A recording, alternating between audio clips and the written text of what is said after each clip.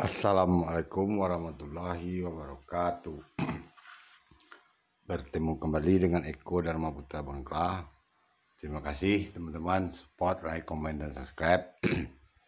Baiklah teman-teman, pada kesempatan perawatan bonsai kelapa kali ini teman-teman ya, saya merawat bonsai kelapa yang saya buat kurang lebih 1 tahun lalu teman-teman ya. Sepertinya lebih 1 tahun lalu saya membuat bahan bonsai kelapa ini dari bahan bonsai kelapa liar tak terawat teman-teman ya. Ada saya buatkan kontennya saat pertama kali mendapatkan ini pemberian seorang teman-teman ya, karena bahan bonsai kelapanya tak terawat teman-teman ya, hingga ditumbuh liarkan di belakang rumah. Insya Allah akan saya cari nanti video konten 1 tahun lalu teman-teman ya, seperti apa bahan bonsai kelapa yang liar tak terawat teman-teman ya. Untuk itu kali ini kita lihat program akar terlebih dahulu teman-teman ya. Kita buka akarnya teman-teman.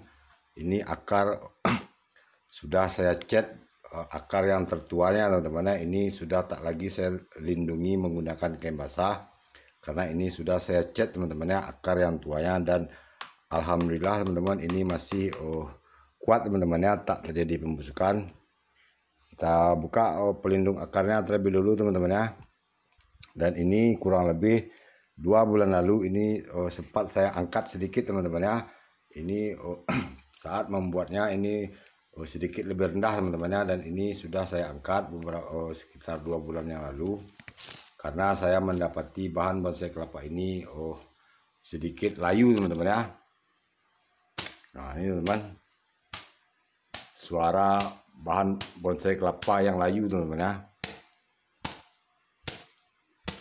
Ini suaranya sangat lunak teman-teman ya, sangat lembek.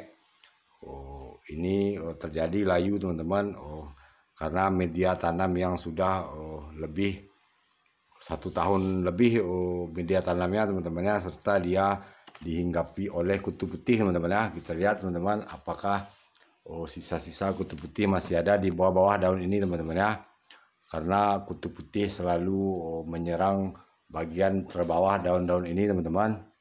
Dan ini pucuk terbarunya teman-teman, alhamdulillah, namun belum terlalu kokoh teman-teman ya. Untuk itu kita biarkan saja terlebih dulu teman-teman. Dan ini dalam waktu dekat saya akan mengganti media pot teman-teman ya. Pot ini akan saya ganti dengan pot yang lebih besar, dan otomatis media tanamnya isi media tanam otomatis lebih banyak daripada ini teman-teman ya. Namun saya tidak akan mengganti tanah ini teman-teman. Tanah ini saya usahakan akan saya bawa bulat-bulat teman-teman pada pot yang besar, lalu saya tambahkan media tanam teman-teman ya. Akan saya menambahkan media tanam untuk penyuburannya kembali teman-teman ya, karena terlihat ini akar seluruhnya teman-teman kita ekspos teman-teman ya, meskipun ini belum saya ekspos total karena menjaga kesuburannya teman-teman ya, karena bahan ini sedang bermasalah dengan kesuburan teman-teman ya. Terlihat dari bunyinya yang layu teman-teman ya. Namun jika dilihat teman-teman ini sepertinya baik-baik saja teman-teman ya. Jika dilihat sepertinya baik-baik saja teman-teman, namun jika dipukul dia terlihat bahwa dia dalam kondisi yang tidak subur teman-teman ya.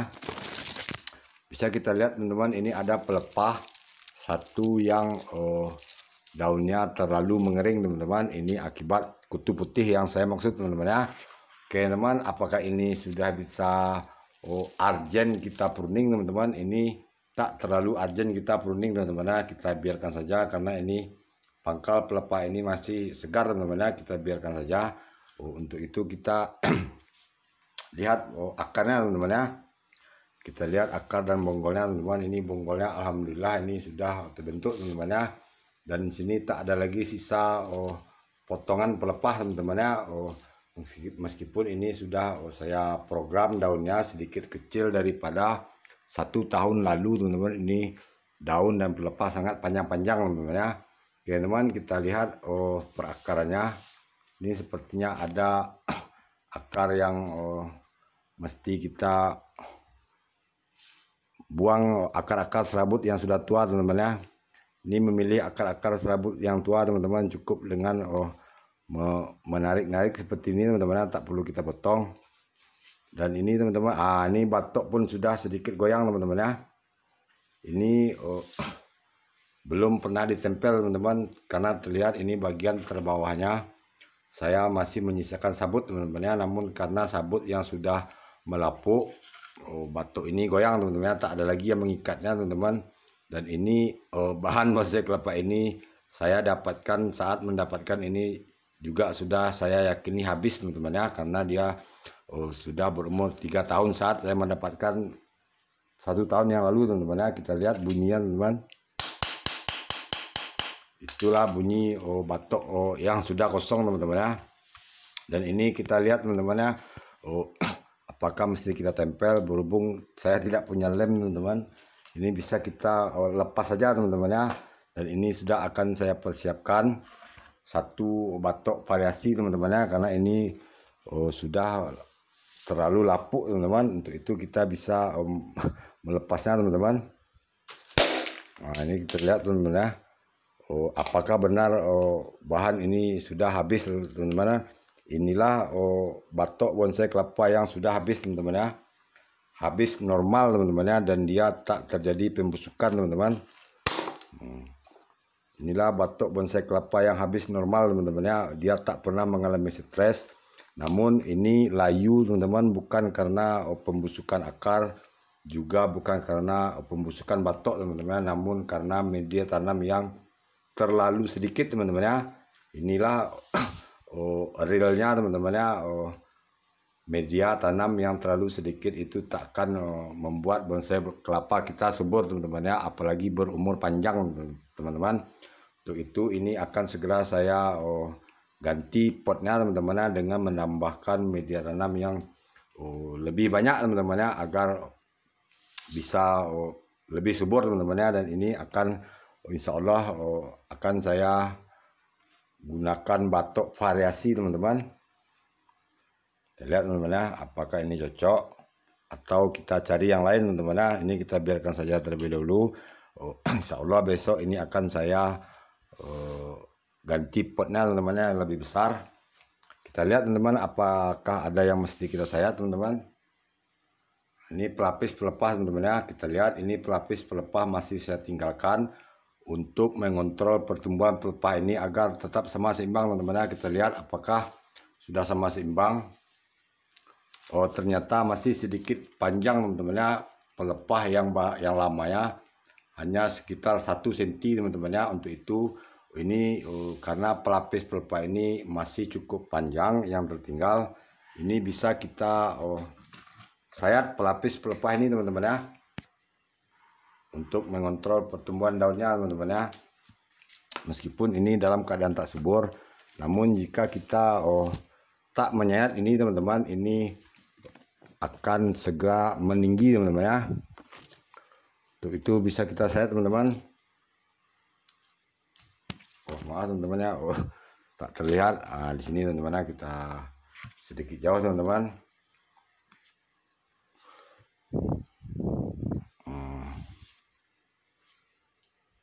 Kita berikan goresan di sini teman-teman. Namun tak perlu sampai kandas ke bawah teman-teman ya, karena pelepah yang terbarunya masih sedikit pendek, sekitar 1 cm teman-teman ya, daripada pelepah yang lamanya teman-teman. Ini sepertinya kita tunda untuk menyayat hingga ke tapak teman-teman ya. Saat ini kita sayat tipis terlebih dahulu teman-teman, untuk mengontrol pertumbuhan daunnya teman-teman dan pelepahnya teman-teman ya. Kita lihat teman-teman apakah sudah cukup. Sedikit lagi teman-teman. Cukup sampai di sini teman-teman ya. Kita tinggalkan sekitar 1 atau 2 cm teman-teman ya, atau 3 cm ini, agar pelepah yang baru ini masih bisa lebih tinggi teman-teman ya, sehingga dia bisa seimbang dengan pelepah yang mudanya ini teman-teman. Oke teman-teman, ini sepertinya sudah cukup teman-teman ya. Saya akan rawat satu bonsai kelapa, bahan bonsai kelapa yang tak sebesar ini teman-teman ya, cukup kecil teman-teman.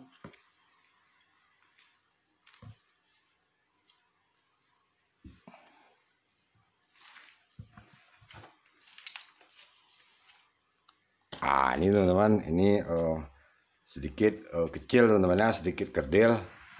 Oke teman, ini bolehlah kita bilang kerdil teman-teman ya.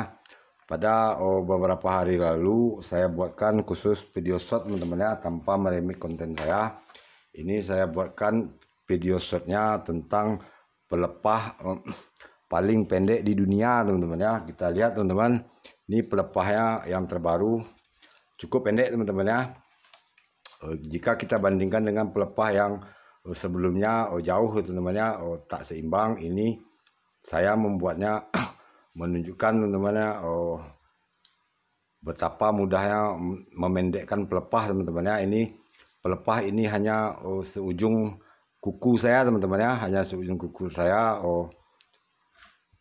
panjang pelepahnya. Dan jika kita ukur pelepah dan daunnya hanya satu jari telunjuk saya teman-teman ya, tinggi pelepah serta daunnya hanya satu jari telunjuk saya teman-teman ya. Ini tentang pelepah pendek dan daun kerdil teman-teman ya, sangat mudah dan gampang teman-teman ya. Namun tak hanya berdaun 1 dan 2 teman-teman ya, ini kita hitung daunnya teman-teman. 1, 2, 3, 4, 5, 6, 7 teman-teman ya, 8 dengan daun terbarunya teman-teman ya. Namun karena dia sudah terlalu kerdil, yang sering saya katakan teman-teman, jika bonsai kelapa yang sudah terlalu kerdil itu daya tahannya sangat buruk teman-teman ya. Terbukti teman-teman, ini beberapa daun sudah mengering teman-teman ya, hanya sedikit dihinggapi oleh kutu getih teman-teman, dia langsung mengering seperti ini teman-teman ya, karena daya tahannya yang sudah tidak bagus teman-teman ya. Ini saya mengatakan bonsai kelapa yang terlalu kerdil itu daya tahannya sudah tak bagus. Inilah pembuktiannya teman-teman ya.